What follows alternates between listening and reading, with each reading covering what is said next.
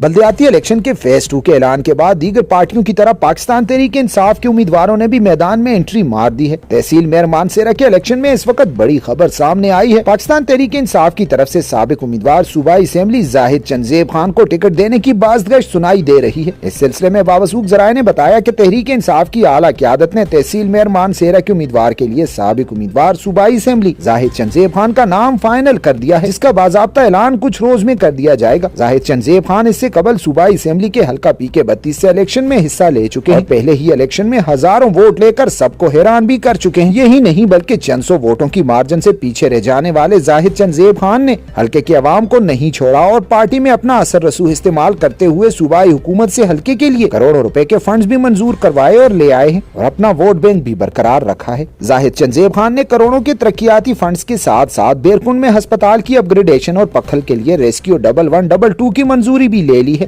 جو بہت بڑی بات ہے۔ زاہد چنزیب خان کا نام تحصیل میئر مانسہرہ کے لیے سامنے آیا تو عوامی اور سماجی حلقوں نے ان کو ویلکم کرتے ہوئے کہا کہ صوبائی اسمبلی کے الیکشن میں رہ جانے کے باوجود انہوں نے اپنے حلقے میں کروڑوں کے فنڈز لائے ہیں، جبکہ اس حلقے کا ایم پی ابھی بھی حلقے سے غائب ہے۔ تو ایسا انسان اگر تحصیل مانسہرہ میں سامنے آتا ہے تو عوام ان کو مکمل سپورٹ کرے گی، کیونکہ زاہد چنزیب خان جیسا انسان مانسہرہ کے مسائل حل کرنے میں اپنا بہتر رول ادا کر سکتا ہے۔ عوامی اور سماجی حلقوں کا کہنا ہے کہ اگر پارٹی زاہد چنزیب خان کو ٹکٹ جاری کر دے تو مانسہرہ تحصیل ہزاروں کی لیڈ سے زاہد چنزیب خان جیت کر لے آئیں گے۔ عوامی اور سماجی حلقوں کا کہنا ہے کہ اگر پارٹی زاہد چنزیب خان کو ٹکٹ جاری کر دے تو مانسہرہ تحصیل ہزاروں کی لیڈ سے زاہد چنزیب خان جیت جائیں گے، کیونکہ زاہد چنزیب خان واحد امیدوار ہیں جنہیں ہر شہری سپورٹ کرتا ہے اور ایسا امیدوار ہی تحصیل میئر مانسہرہ کی سیٹ جیت کر پارٹی کو دے سکتا ہے۔